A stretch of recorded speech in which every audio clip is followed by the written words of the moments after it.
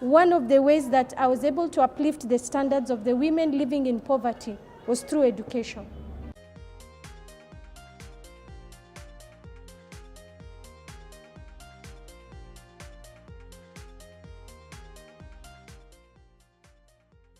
My name is Ustad Aisha Muhammad Abdi Khair. Ustada means a teacher, you all know that. Arabic and Islamic studies. It's always an honor to be invited by, and I've been with them on the ground, and they have been my #1 supporters in my projects that I have in the Mukuru slums, which is in South B. Ustad Aisha is a born Nairobi girl. She's born in Isli, born and raised in Isli, Walillahi alhamd. And I think I've given a small brief about myself. This is a social, as a person who has impacted the community socially, I can say education has played a very big role when it comes to social development. I have a passion for the poor, and when I went to help them, and I said, let me go and try to look for ways whereby I can uplift their standards, I came to see that one of the ways that I was able to uplift the standards of the women living in poverty was through education. You know why? When they used to come to my madrasa, a woman would come. She has carried the stress of her husband, her children, her mother that she has left in the village, the economical problem, of course, of the social problem that she's going through. But when she comes to the madrasa, and you know how our women back home never got the chance of education, okay?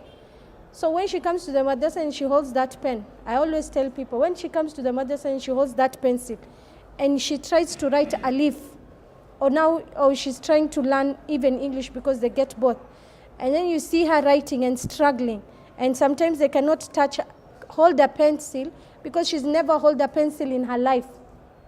Alikuwa anachunga mbuzi huko Moyal, unajua?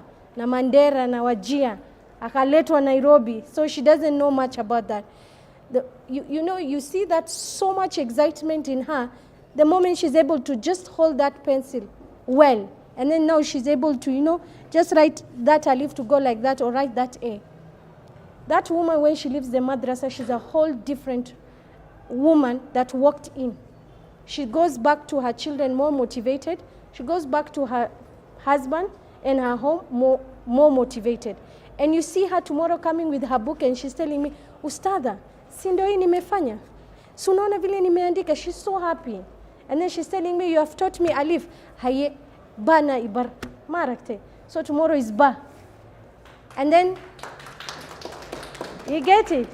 And then when she comes next week and I tell her, haye, we are doing muraja'a. She will look at that and she tell me, Tolo, what was this in Somali? Now, I'm not good in Somali, but I understand what she says. She said, Mahalin, hey, this was? I said, wa alif maha, ra and garne. You have forgot alif. Ah, haye, haye. Now we start all over again.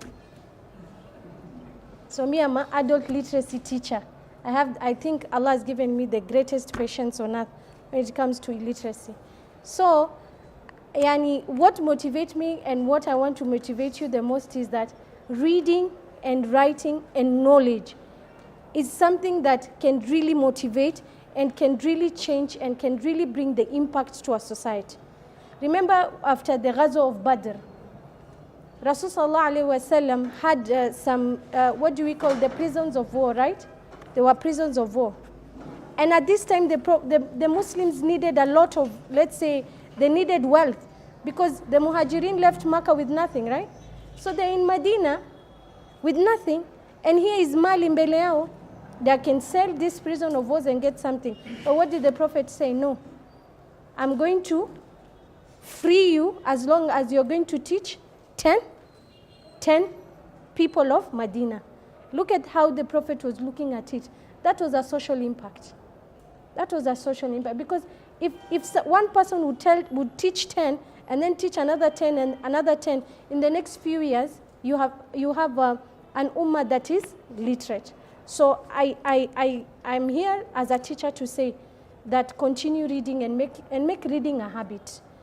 When you are attached to a book, you free yourself from all this mental health that you young men and women are going through, subhanAllah.